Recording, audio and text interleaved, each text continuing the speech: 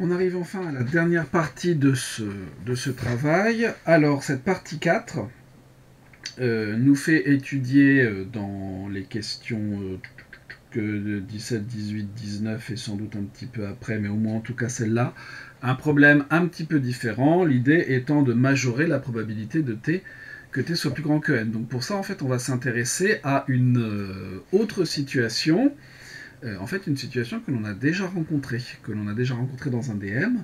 Ce problème du collectionneur de timbres a fait l'objet d'un devoir maison, alors dans lequel on lançait des dés un certain nombre de fois, et on se demandait à partir de quand, eh bien,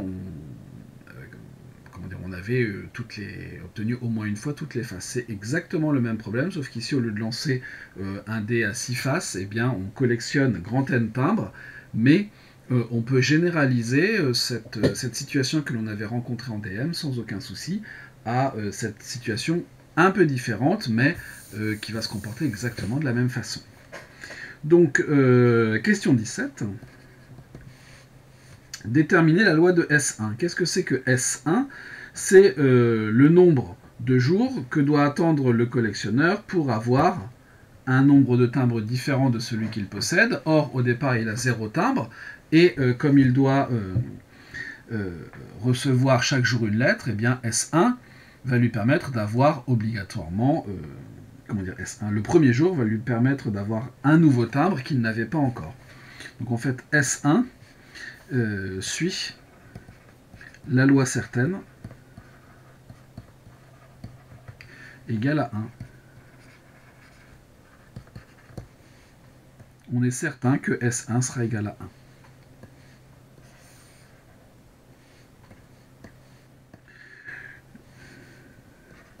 Question 18. Déterminer la loi de SK pour K entre 2 et N. Donc on se donne K entre 2 et grand N. SK est le nombre de jours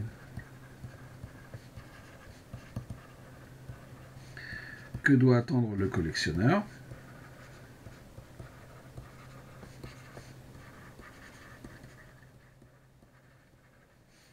pour obtenir en fait un km timbre, hein,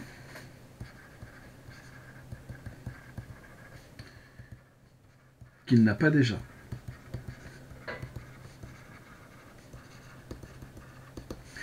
C'est donc la loi d'un premier succès. Il s'agit de la loi d'un premier succès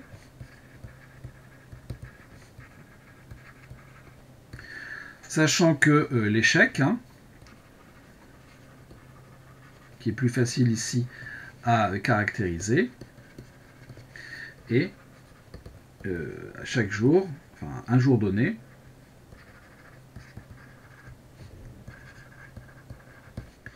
il obtient l'un des K-1 timbres qu'il a déjà.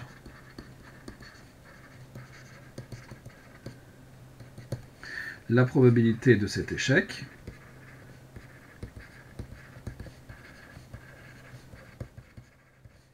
est donc K-1 sur grand N. Il y a K-1 chance sur grand N qu'il obtienne un timbre qu'il a déjà. Et donc SK suit la loi géométrique de paramètres 1 moins K-1 sur N, puisque c'est ça la probabilité du succès. Voilà pour la question 18. Encore une question qu'il était relativement simple de faire, hein, donc il ne faut pas hésiter si vous êtes un peu bloqué à regarder dans la suite s'il n'y a pas des choses que vous pouvez faire. Même si effectivement vous avez un certain fil conducteur dans tout le problème, ça ne veut pas dire qu'il y a des questions qui ne sont pas quand même d'une certaine façon indépendantes du reste. C'est le cas pour les questions 17-18. Alors 19, il y a quand même un lien avec la variable aléatoire t, mais au moins pour 17-18, on pouvait le faire sans trop de difficultés. En déduire que la variable aléatoire S, donc S qui est S1 plus Sn, à la même loi que la variable aléatoire t étudiée dans les parties précédentes. Bon. Qu'est-ce qui se passe? En fait, ici, d'une certaine façon, on fait les choses à l'envers de ce que l'on a fait dans le problème du tri, en fait. Hein. On peut dire que S, si je réordonne, hein, c'est Sn plus Sn-1 plus S1. Bon. Les variables sont indépendantes. S1, Sn sont indépendantes.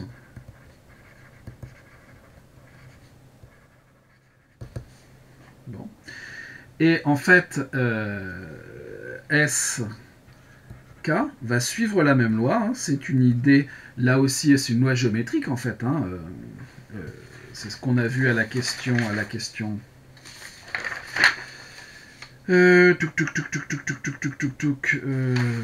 la page après.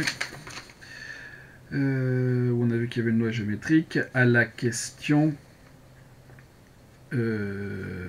3 en fait. Hein. SK suit la loi géométrique de paramètres 1 moins k-1 sur n, c'est-à-dire la loi géométrique de paramètres grand N moins k plus 1 sur grand N, et delta i suit la loi géométrique de paramètres, je crois que c'était i sur n, on va revenir au début, mais c'est des lois géométriques aussi. N-i sur n, pour être précis. Non, pardon. Oui, non, géométrique i sur n, c'est bien ça. Donc delta, je vais appeler ça de la même façon, donc delta k va suivre la loi géométrique de paramètres k sur n. Bon. Ce qui veut dire que, en fait, donc, pour avoir égalité, delta, ici, donc, il faudrait n moins k sur n, donc delta n moins k plus 1, et sk suivent la même loi.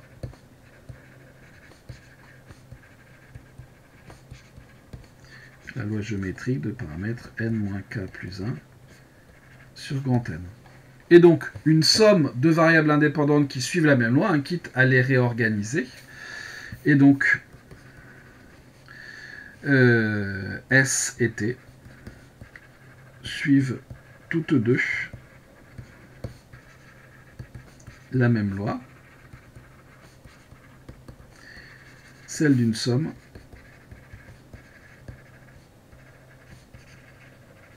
pour i variant de 1 à n de variables suivant chacune de variables indépendantes suivant chacune, alors soit la loi g de n moins k plus 1 sur n, soit la loi g de, alors c'est i, j'ai mis ici, i sur n. Donc S et T, en tout cas, suivent bien la même loi. On a même précisé, alors préciser c'est un bien grand mot, hein, on a même donné cette loi. Question 20, où on nous dit que finalement on va se servir de ce résultat pour estimer la quantité P de T supérieur ou égal à N. P de T, oui, strictement plus grand que N. Question 20. Ah. Exprimer l'événement S strictement plus grand que M, sachant que M est dans N étoiles, à l'aide des événements B1M, B2M, qui représentent le jour M, le collectionneur n'a toujours pas reçu la lettre affranchie avec le timbre numéro J. Bon. S, c'est quoi? SSS, c'est le nombre de jours à atteindre pour que la collection soit complète. Donc S strictement plus grand que M, ce qui veut dire que le jour M, eh bien, la collection n'est pas encore complète.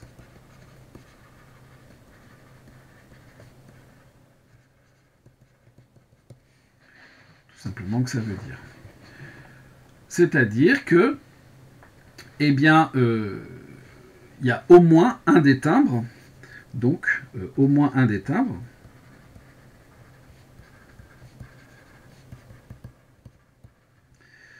n'a pas été reçu par le collectionneur.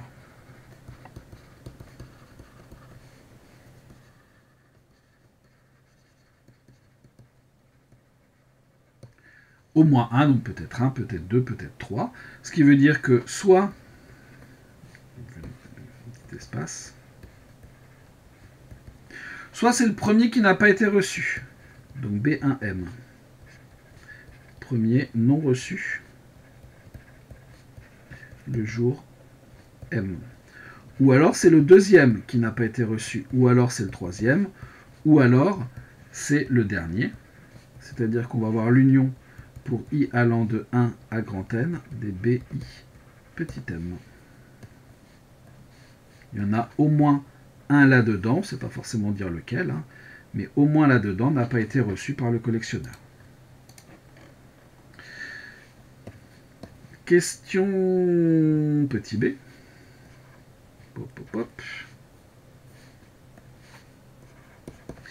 Alors, un petit truc à corriger dans la prochaine version, mais je pense que vous ne l'avez pas vu, c'est... ça n'a aucune espèce d'importance, c'est mes crochets qui ne sont pas bien faits.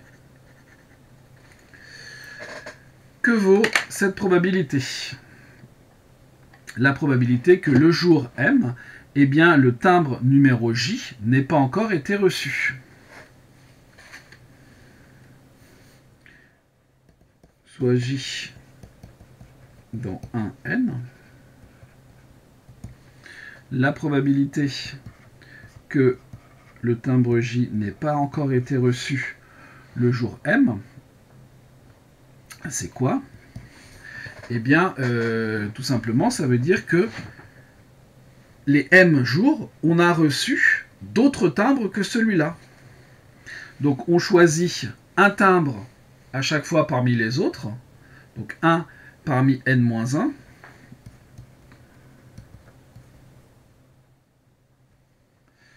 Sur 1 parmi N. Et puis, on fait ça M fois, c'est-à-dire grand N-1 sur grand N à la puissance petit m. On peut encadrer directement ça.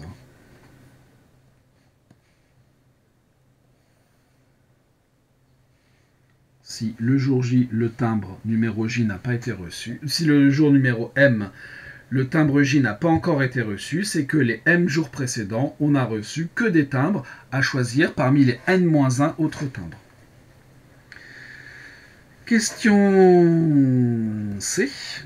On rappelle que la famille, on a l'inégalité machin, en déduire que P de S strictement plus grand que M est inférieur à ça. Bon, bah, il va y avoir de grandes difficultés. Donc la probabilité d'avoir S plus grand que M, c'est la même que la probabilité de cette union que l'on a écrite ici, c'est-à-dire l'union pour I allant de 1 à M des BI petit m.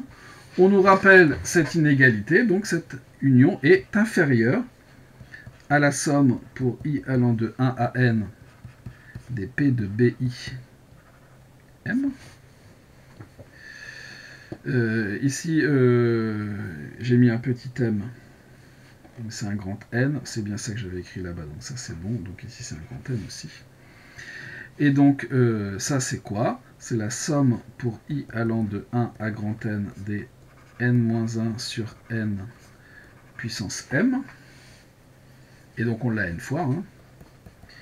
D'où la probabilité d'avoir S plus grand que petit m va être inférieure à grand N multiplié par N-1 sur grand M à la puissance N. Et or, on peut remarquer que N-1 sur grand N, c'est 1 moins 1 sur grand N. D'où ce que l'on nous demande. La probabilité d'avoir S supérieur à M est inférieure. Alors j'ai marqué inférieur ou égal. Et on veut, nous, de l'inférieur strict.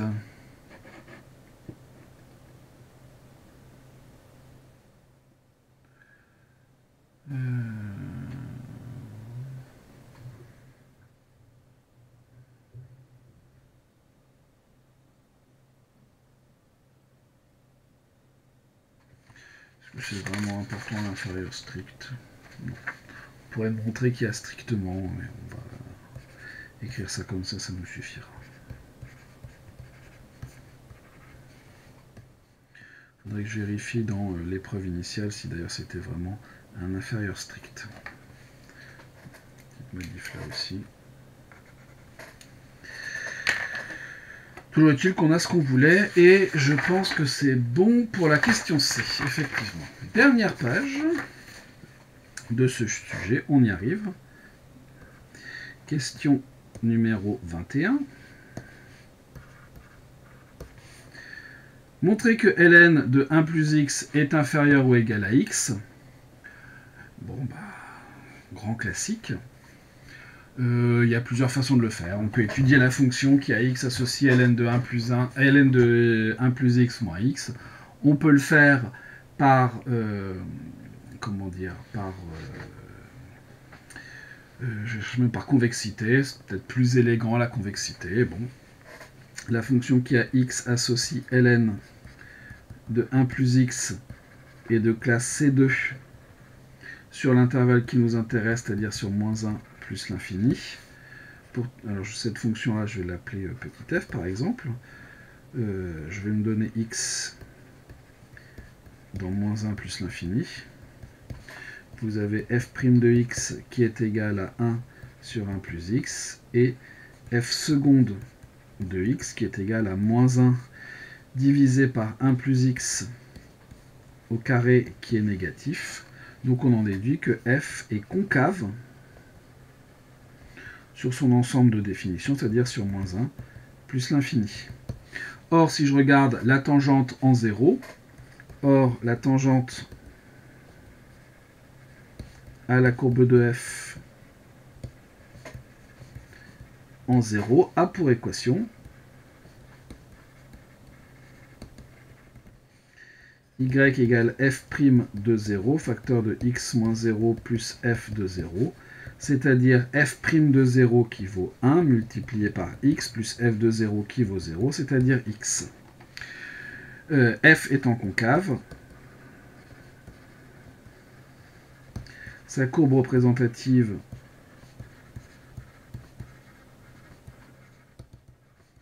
est en dessous de ces tangentes. D'où, sur l'intervalle qui nous intéresse, c'est-à-dire sur moins 1 plus l'infini, vous avez ln de 1 plus x qui est inférieur ou égal à x. Bon, je trouve l'argument de concavité, enfin de convexité, enfin peu importe comment on l'appelle, hein, mais cet argument un petit peu plus élaboré qu'une étude de fonction, bien qu'une étude de fonction, ça fonctionne très bien, hein, et c'est à faire. Remarquez que c'est encore une question super simple à faire dans ce travail. Déduire des résultats de la précédente majoration que la probabilité que t soit plus grand que m est inférieure à quelque chose. Bon, bah, très bien. Hein. Qu'est-ce que l'on va avoir là-dedans? La probabilité que t soit plus grand que m. C'est la même que la probabilité que s soit plus grand que m. Cette probabilité, on l'a vu, est inférieure ou égale à n, 1 moins 1 sur n, à la puissance petit m. Bon. C'est une puissance, donc on va avoir du grand n, exponentielle de petit m, ln, de 1 moins 1 sur n. C'est ça une puissance en fait. Hein. Or, 1 sur n, moins 1 sur n, et dans l'intervalle moins 1 plus l'infini, hein. Moins 1 sur n appartient à moins 1 plus l'infini, d'où ln de 1 moins 1 sur n est inférieur ou égal à moins 1 sur n. Il n'y a plus qu'à multiplier par m, donc petit m ln de 1 moins 1 sur n est inférieur ou égal à moins m sur n parce que petit m est positif. Et ensuite, on va invoquer la croissance de l'exponentielle. Par croissance de l'exponentielle,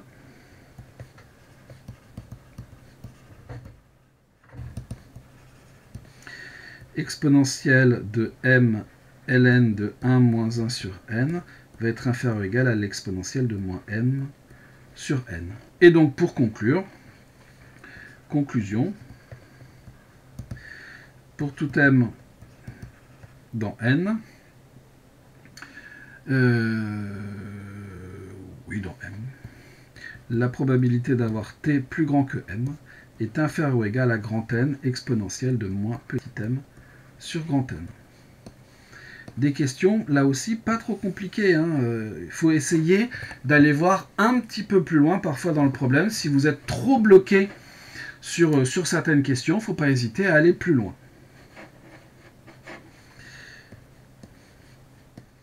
Question 22.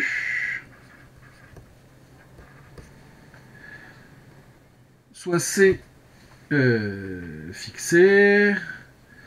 Montrer que pour n entier supérieur ou égal à n ln de n plus cn, on a cette distance plus petite que exponentielle de moins c. Bon.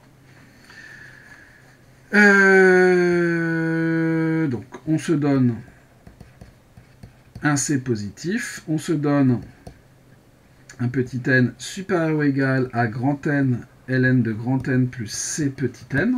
Bon. Qu'est-ce que l'on a là-dedans? Eh bien, la distance entre mu n et pi, elle est inférieure ou égale à la probabilité que t soit plus grand que n. Ça ne nous pose aucun problème. Cette probabilité-là est elle-même inférieure, d'après ce qui précède, à grand N exponentielle de moins petit n sur grand N. Et maintenant, il faut comparer tout ça, en fait, avec le petit c. Petit n est plus grand que cette exponentielle. Or, petit n est supérieur à, je raconte n'importe quoi, ln de n plus c grand N. Nous, en multipliant par moins 1 et en divisant par n, donc en multipliant par moins 1 sur n, moins n sur grand N va être inférieur ou égal à ln de grand N moins ln de grand N moins petit c. Là aussi, j'applique la croissance de l'exponentielle. Par croissance de l'exponentielle,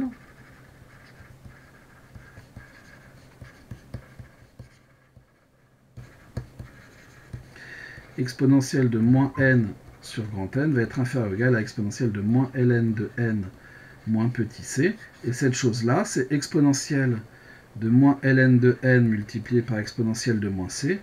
Et ça vaut grand N.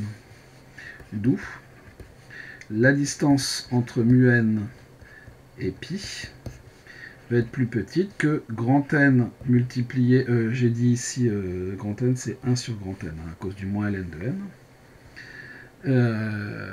1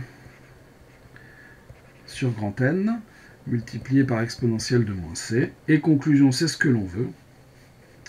La distance de mu n à pi est inférieure ou égale à l'exponentielle de moins c.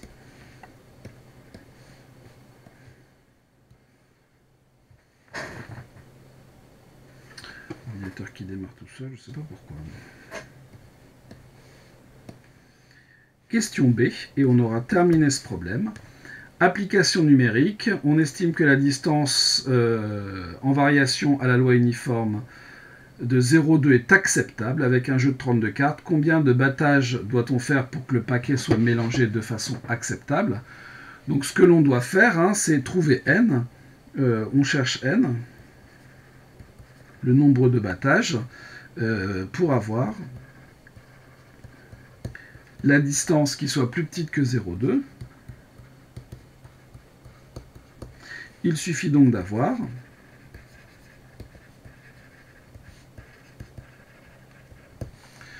exponentielle de moins c inférieur ou égal à 0,2 Ce qui fait, en appliquant le logarithme,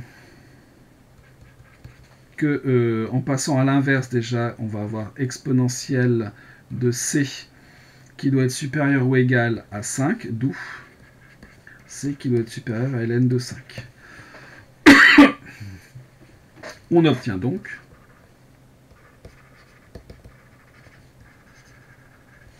c'est notre petit n qui nous intéresse. Petit n qui va être supérieur ou égal à grand N ln de n plus c grand N, c'est-à-dire grand N c'est 32 ln de 32 plus c fois grand N, petit c c'est ln de 5, plus 32 ln de 5, c'est-à-dire 32 facteur de ln de 32 plus ln de 5, c'est-à-dire 32 multiplié par ln de 5 fois 32, 32 ln de 150 plus 10, 160. Donc il faut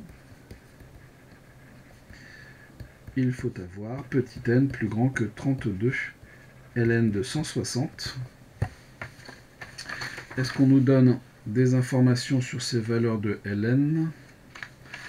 La valeur de ln de 160 par exemple, non, on ne la donne pas. Ça n'a pas l'air, donc hop, on va faire un petit calcul. Il fut un temps, j'avais une calculatrice.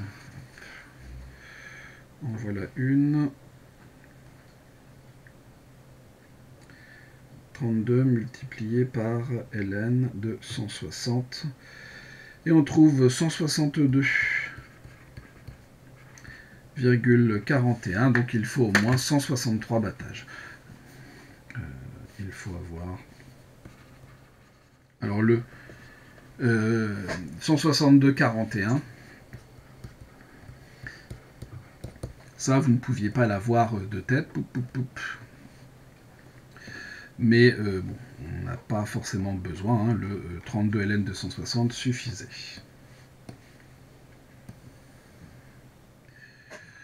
On va pas tout barrer. Voilà, et bien, on a terminé ce travail.